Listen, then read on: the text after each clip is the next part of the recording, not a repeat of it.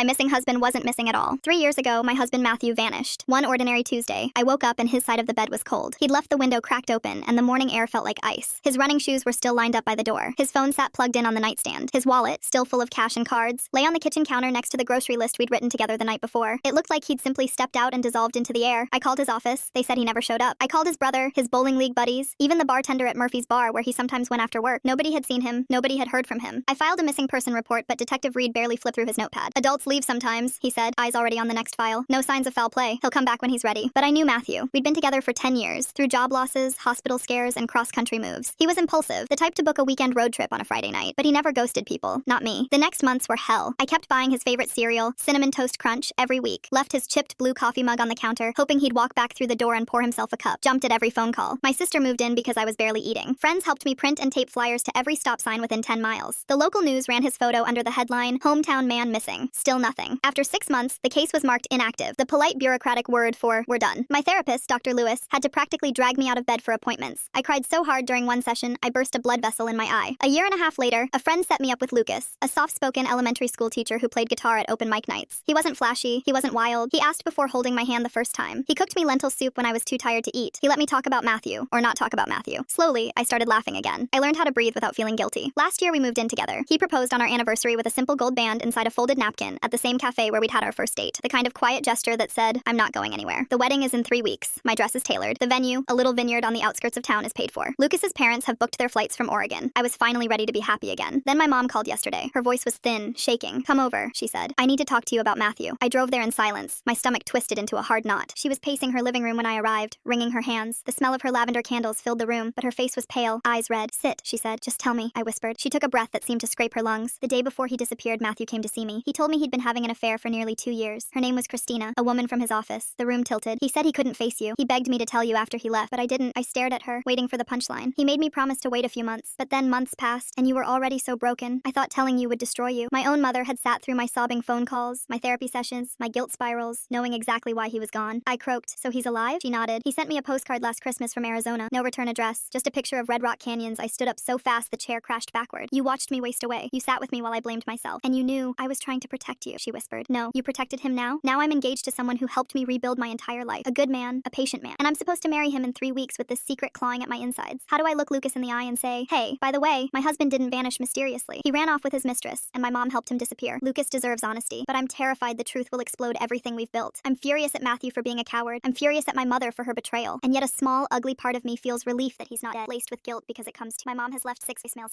The truth would have been cut, sharp, brutal, survivable. What she gave was 3 years of slow poison.